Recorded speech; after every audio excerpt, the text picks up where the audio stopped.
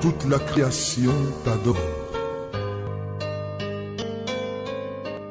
Ici, dans sa sainte présence, bonsoir et bienvenue dans sa sainte présence, mon frère. Shalom, shalom, shalom. On me dit shalom, ma bien-aimée sœur. Une fois n'est pas coutume, c'est un Maman serviteur Sarah. de Dieu. C'est un serviteur de Dieu, un puissant serviteur de Dieu. Maman Sarah se trouve de l'autre côté, elle sourit. L'onction a failli la prendre aujourd'hui, elle s'est maîtrisée. Elle a dit que cette soirée est spéciale, il ne faudrait pas qu'elle me laisse seule travailler. Ah, ça, que c'est la fortifier. Que c'est la fortifier, ma sœur. Gloire au Seigneur, gloire au Seigneur. J'espère que vous portez bien pour la grâce. Aujourd'hui, nous allons verser dans la connaissance des choses d'en haut et nous allons glisser dans certains principes et les choses concernant la maladie. Et pour parler des maladies, tu es un médecin, pas vrai? Médecin en même temps physique que spirituel cette fois-ci. Qu'est-ce que tu as à nous dire ce soir comme sauce? Qu'est-ce que tu as à mettre dans notre sauce ce soir avant qu'on commence? Tu es le premier élu ce soir.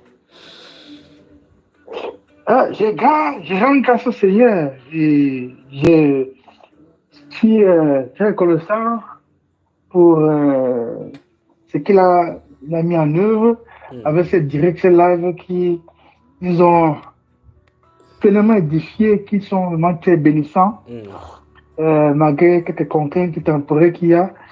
Je veux dire, c'est une panoplie de témoignages que je pourrais partager pour aussi encourager mes frères et sœurs qui ont aussi la grâce de suivre ces témoignages. Enfin, c'est live, c'est un moment d'éducation.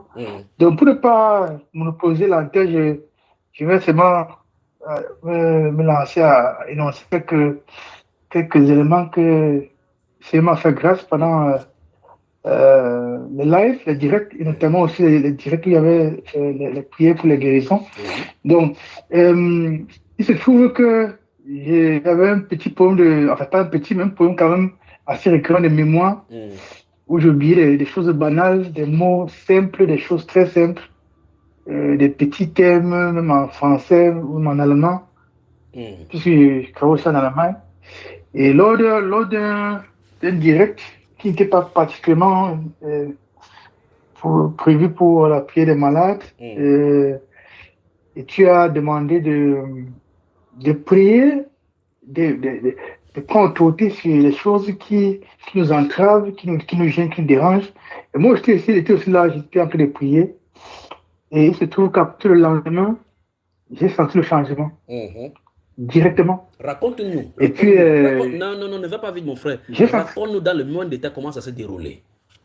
Nous avons le détail ici. Ici, c'est les détails. Donc, prier, moi, je prie aussi. Je me dis que Seigneur, reste ma mémoire, parce que depuis là, j'ai des fuites de mémoire que je ne comprends pas.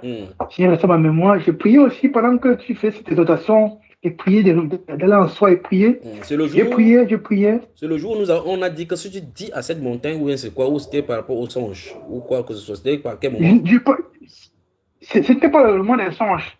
C'était un moment spécial comme ça, où tu étais inspiré de dire vraiment prends autorité sur ta maladie. Je peux citer exactement le contexte dans lequel ça se trouvait. Mais c'était pas un jour spécial pour la maladie, c'était un moment où, par inspiration, tu as commencé à demander de le faire, de prendre autorité sur ta maladie, de crier au Seigneur et d'avoir foi. Moi, je l'ai fait, simplement. Je l'ai fait. Amen. Je l'ai fait. Je n'ai pas ressenti de manifestation particulière dans l'esprit ou dans le corps, mais c'est le lendemain, à partir du lendemain, que j'ai ressenti un changement. Et je me suis dit que, mais ça c'est quoi ça? J'ai d'abord dit que je vais observer, et puis je me suis rendu compte qu'effectivement, la chose s'est passée. Et bon, j'ai compris que le Seigneur m'a visité. Et c'est vrai qu'il y avait des... En fait, dès le lendemain déjà, je me suis rendu compte que le Seigneur m'a visité et qu'il m'a fait grâce. Et bon, c'est vrai que j'ai craigné pour témoigner parce que j'étais en train d'observer et parce que j'avais encore un peu, je sais pas moi, j'étais pas encore bien situé dans mon esprit pour savoir ce que le Seigneur a fait. Donc ça c'est de un. Et de deux, lors de l'un des directs, justement, moi je ne sais plus lequel, parce qu'il y a eu plusieurs directs d'IA. C'était un moment je crois, un moment aussi, tu t'avais de prier. les poumons, tu pries de façon générale que le Seigneur touche ses enfants et comme ça. La nuit est venue sur moi. La nuit est venue sur moi. C'était extrêmement fort. Et quand c'est venu sur moi, de la tête aux pieds, il y a un moment, j'ai senti comment le corps, mon âme était en train d'être arrachée de mon corps. J'ai un peu paniqué. Je me suis ressaisi un peu physiquement. Tu t'es maîtrisé. Et la nuit m'a laissé doucement. Et je me suis maîtrisé. J'avais un peu une réaction de peur. Parce que j'ai senti comment le corps est en train de. L'âme est en train de sortir du corps. Et tu as senti que ça peut partir comme ça, tu ne rentres plus sur la terre. Effectivement. J'ai senti que ça peut vraiment tourner au vinaigre pour moi. Non, je me suis ressaisi. Alors, mon frère, je vais permettre que j'explique ces phénomènes-là pour que vous n'ayez pas peur. N'ayez pas peur de la présence du Saint-Esprit. Je sais que je suis conscient que la majorité de ceux qui se confessent de Christ n'ont pas encore goûté les choses du ciel. Et lorsque le surnaturel agit en nous, ça bouleverse nos mentalités et nos façons d'agir, d'accord? Quand vous lisez le livre des Actes des Apôtres, chapitre 10, c'est ce que le frère Pierre a vécu lorsqu'il était en train de prier de l'autre côté. Quand la nuit est venue sur lui, on dit qu'il était en extase. Vous ne pouvez pas être en extase avec votre conscience. Non. Vous ne pouvez pas tomber en extase étant avec votre faculté physique. L'extase, c'est un moment où le Saint-Esprit incline votre être et prend le contrôle sur votre être spirituel et vous met dans une dimension comme dans la gloire afin de vous révéler les choses célestes. D'accord? Et le Saint-Esprit est tellement comme, c'est pour ça qu'on le symbolise comme une colombe, parce que moins de petites choses, il vous lâche. Alors, le Seigneur veut te mettre dans l'onction, enfin, amener dans une autre dimension pour montrer des choses pour l'église. Toi, tu es conducteur, tu fuis. Tu fais comme ça, quand tu fuis, les fidèles, eux, ils vont faire comment? Et mon frère? Ça. Bon, si ça vient la prochaine fois, si ça vient même maintenant, tu ne dois pas avoir peur, non? Non, pas du tout. Je ne veux pas avoir peur parce que bon, là, il y a éclairé. Et bon, j'avoue que quand même, c'était une réaction qui était un peu humaine. Et c'est un peu brutal. Il faut que ton épouse sache que même si tu fais comme ça, tu tombes, tu meurs, il n'y a pas de problème. Même si on te porte pas à la morgue, tu seras en train de discuter en haut avec lui des choses. Le moment venu, tu sortiras. Donc, ne crains pas de mourir, d'accord, mon frère? Amen. C'est vrai que souvent, certaines fois, ça vient comme les soucoupes. Bon, pour ceux qui ont vécu cela, ça vient souvent quand ça va vous prendre. Vous sentez les moteurs, ça vibre souvent, même comme quand l'avion veut démarrer. Et ça commence il y a un bruit là ça fait dans l'esprit comme ça pour d'autres personnes. Et ça vient, vous pouvez sentir comment ça va vous tirer à l'intérieur. Il faut juste se laisser aller. Quand vous vous laissez aller dans cette vapeur-là, c'est merveilleux tout simplement. Oh Père, donne à tes enfants de goûter à cela. Donne au Père de gloire à tes enfants de goûter cela dans le monde entier. Amen. Continue mon frère, continue. Amen. Bon, il y a tellement de trucs comme ça. Bon, il y a beaucoup de phénomènes. Bon, pour ne pas monopoliser la parole, je veux citer un témoin qui est vécu aujourd'hui même. Oui. Il se trouve qu'aujourd'hui, j'ai changé avec un certain Dieu qui m'a encouragé à ouvrir la bouche et de parler, se laissant conduire par le Saint-Esprit, sans restriction, sans retenue. Et même pas 40 minutes après cette conversation-là, je suis allé, comme j'étais au travail, je suis allé en station voir des malades, comme je travaille à l'hôpital. Et j'ai vu une dame qui devait partir ce jour-là, qui devait partir aujourd'hui, qui devait rentrer. Elle m'a dit qu'elle a des vertiges.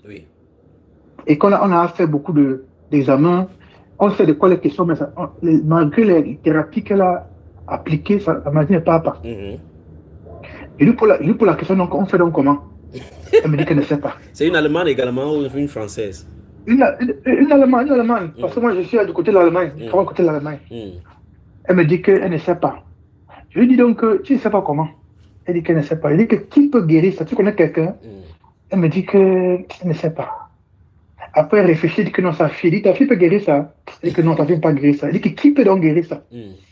Elle réfléchit, elle dit qu'elle ne sait pas. Elle dit que tu sais, réfléchis bien. Elle me dit Dieu. Elle dit, mais tu as tout compris, c'est Dieu qui peut guérir. Elle me dit, ah, c'est vrai. Je lui dis que, mais tu as demandé à Dieu qui te guérit.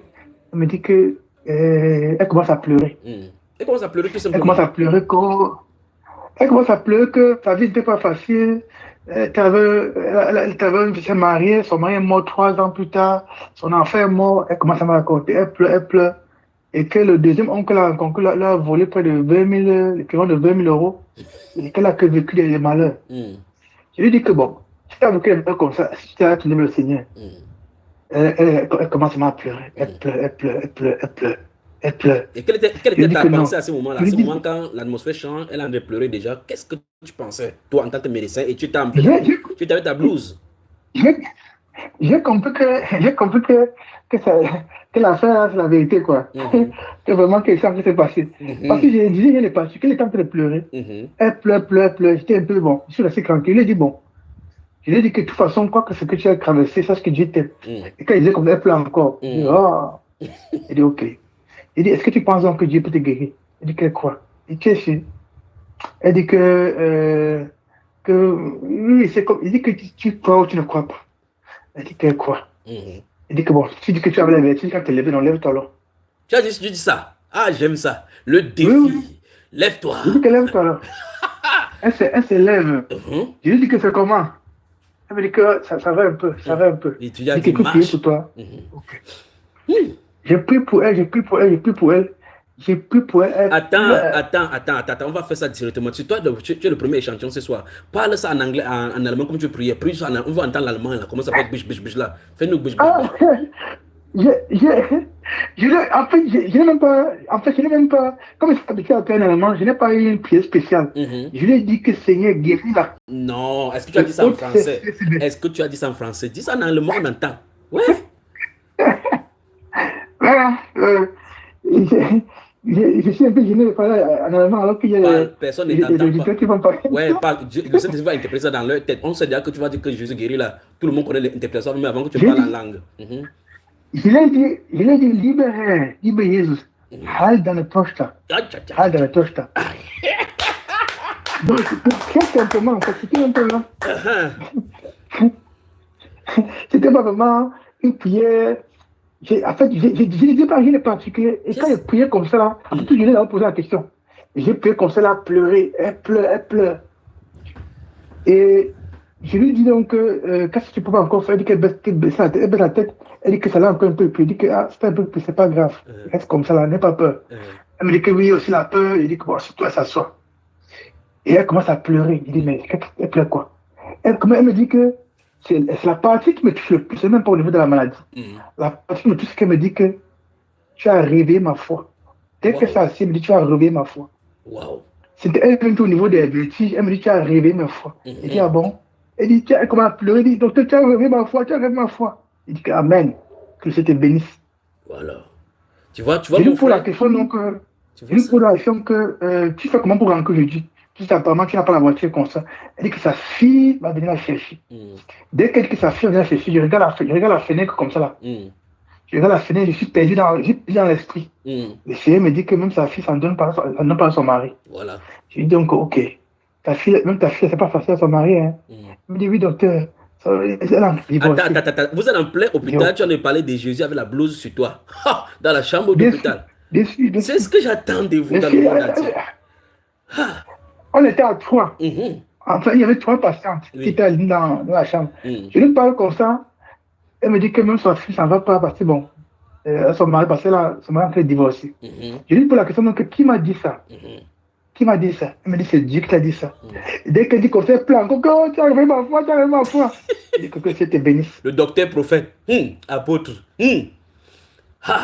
le manteau apostolique. Donc on voit ta blouse blanche, blouse bleue, on croit que c'est seulement ça.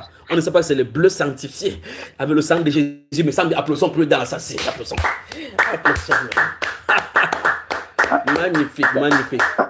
Magnifique.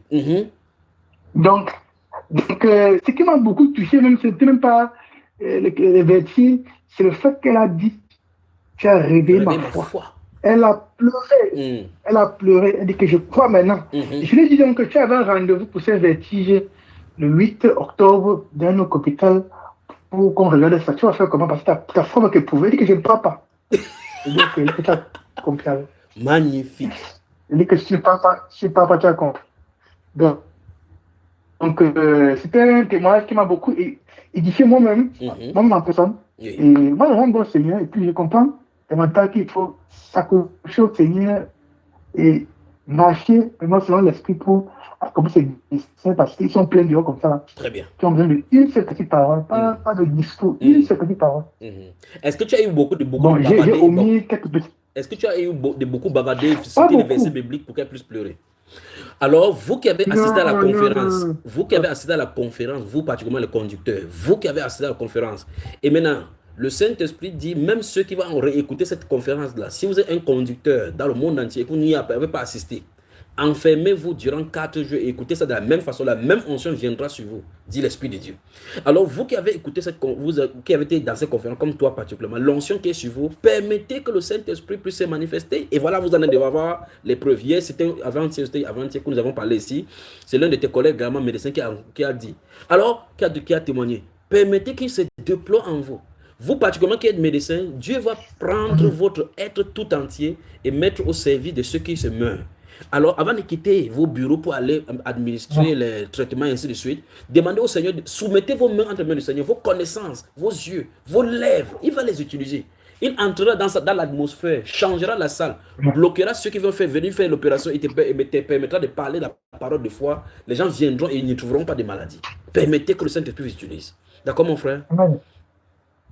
Amen. Si Amen. tu étais Amen. ici, il Amen. devait te faire, que maman Sarah te fait un bon plat d'indoleur, mais ce n'est que partie remise. Donc, sache qu'on te doit un plat d'indoleur et c'est à cause de ce que tu as fait. Je veux que vous travaillez pour le Seigneur. D'accord, mon frère? Amen. Oh Seigneur. Merci beaucoup. Et par rapport aux songes, as-tu quelque chose à Merci. dire? Les songes, tu as des...